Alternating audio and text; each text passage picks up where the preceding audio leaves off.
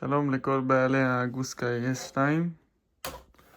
היום בסרטון הזה אני אראה לכם בעברית צחה איך בעצם לעדכן הגרסה החדשה, שאם ראיתם בסרטון עשיתי סרטון הסבר קצר עליה עם טיסה שלי, והרבה חבר'ה רצו לדעת איך לעשות את זה, ועכשיו אני אראה לכם בדיוק. דבר ראשון שעושים, נכנסים לאינטרנט, נכנסים לאתר של גוסקאי,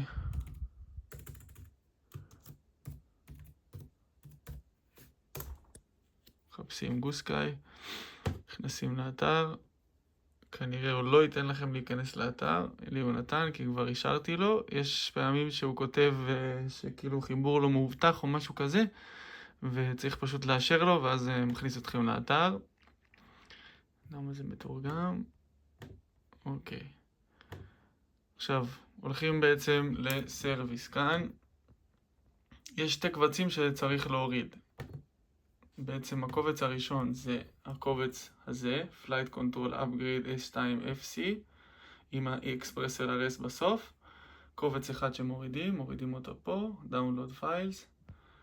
אחרי זה, הקובץ השני שצריך, טיפה יורדים למטה, קוראים לו UART Upgrader, V0.92. גם עושים פה Download Files, מורידים את הקובץ. שני הקבצים האלה זה הדברים שאתם צריכים בעצם בשביל לעדכן גרסה. עכשיו, זה נורא פשוט, לא מחברים כבלים, לא מחברים כלום, הכל דרך המודול בלוטות' שיש כאן, שאתם מתחברים איתו לאפליקציה, הכל קורה דרכו. טוב, בואו נחבר רגע סוללה.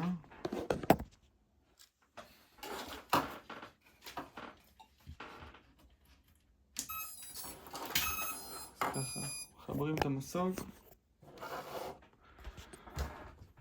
הולכים לכאן, סימן של הווינדוס, הולכים להגדרות, התקנים ובלוטוס. עכשיו, יש פה אופציה כזאת, כפי שאתם רואים, סליחה, פספסתי, אתם רואים מכשירים, ויש כאן אופציה, אתם לוחצים על החץ הזה, אחר כך, רגע, אתם רואים, יש פה את הדבר הזה, גילוי מכשירי בלוטוס. אז בדרך כלל ברוב המחשבים זה על ברירת מחדל. אתם צריכים לשנות את זה למתקדם, כדי שהמחשב שלכם יצליח לראות את המסוק. אוקיי, עכשיו בעצם אני עושה אוסף התקן, בלוטות, מחפש, הנה הוא מצא. אתם רואים, גוסקאי אנדרואיד. זה מה שאתם צריכים בעצם. מתחברים אליו, מחובר, יפה. סיום. אוקיי.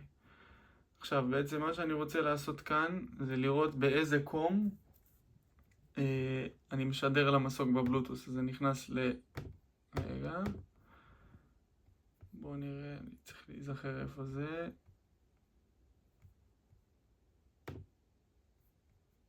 אוקיי, אתם רואים? נכנסים לכאן, יורדים טיפה למטה, הולכים להגדרות בלוטות נוספות. אחרי זה יש לכם כאן יציאות קום. סבבה. היציאה שאתם מחפשים זה עכשיו אצלי ספציפית, זה קום 4. כיוון יוצא, ואם, לא יודע, מחשב לכם באנגלית או משהו, אז slave, תחפשו את המילה slave, זה הקום שאתם צריכים, שזה קום 4. אוקיי, נשים את זה בצד. עכשיו, אני ממליץ לכל מי יש לו כאילו את המסוק הזה ורוצה להתקן את הגרסה, ללכת שנייה לאפליקציה, בטלפון, לצלם את מסך לכל ההגדרות שלו, יש שם שתי דפים של הכיוונים אחד ועוד אחד של המכני. לצלם גם את זה וגם את זה, כי כשאתם תתקנו גרסה זה ימחוק לכם את כל הסטאפ ושווה לצלם מסך, חוסך כאב ראש אחר כך. אוקיי, אז אני הורדתי פה את הקבצים כבר, אני נכנס לא זה, לשני, שנקרא UART Upgrader. יופי, נכנס אליו. עכשיו כנראה עוד פעם Windows מנסה להגן עליי, עושה לו אפל בכל מקרה. עכשיו הוא פתח לי את האפליקציה.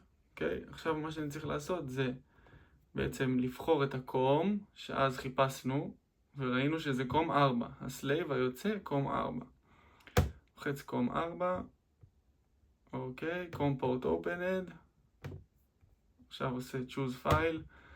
בדרך כלל לפעמים הוא לא מראה את הקובץ אם אתם נכנסים להורדות או משהו כזה, אז פשוט ניכנס לתיקייה, לזרוק אותו פה בדסקטופ, את הקובץ, ואז אתם פותחים דרך הדסקטופ וזה כאילו יופיע לכם 100%, הכי נוח.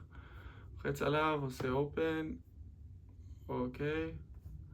עכשיו בעצם file read succeed, מה שעושים הוא מראה ככה כל מיני נתונים. עכשיו מה שאני עושה upgrade, עכשיו בעצם הוא צורב את המסוק דרך הבלוטות, מעדכן לו את הגרסה. הקו הזה הירוק, ברגע שהוא יסתיים, סיימתם, מסוק יתקן גרסה, הכל טוב ויפה. נחכה.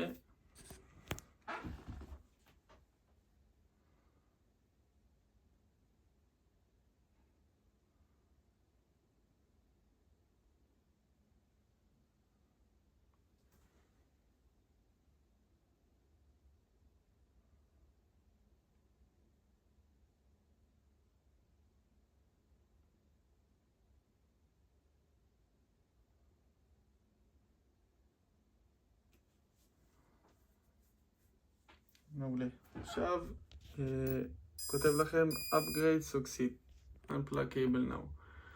מה שזה בעצם אומר זה תנתקו סוללה, נתק סוללה מהמסוק, כן? עכשיו פשוט ברגע שאני אחבר הגרסה כבר מעודכנת. יכול להיות שתצטרכו לעשות ביינד מחדש לשלט, לא משהו קריטי, יש את הכפתור ביינד פה בצד, כל מי שיש לו את המסוק יודע, עניין של 1.5 שניות. כמו שאמרתי, שווה לצלם מסך באפליקציה, ועכשיו הרגע שסיימתם עם העדכון גרסה, אתם בעצם מתחברים, לדעתי שווה קודם כל להתחבר לאפליקציה, לעשות את כל השתי דפים, המכניקל סטינגס והכיוונים, את שני הדפים האלה, לעשות אותם לפי הצילובי מסך שלפני העדכון גרסה, שלא ישתנה לכם כלום בעצם במסוק. ואחרי שאתם עושים את זה, אפשר לעשות ביינד, או שאפשר לעשות ביינד לפני, זה לא כזה משנה. כאילו, העיקר שתחזירו את המסוק לקדמותו. וניתן לכם גם כמה טיפים ככה על הדרך, ל-S2. אני אישית אחרי העדכון גרסה נגעתי קצת בפרמטרים, לא המכני, כן, המכני זה כל אחד והמסוק שלו, הכיוונים התכוונתי.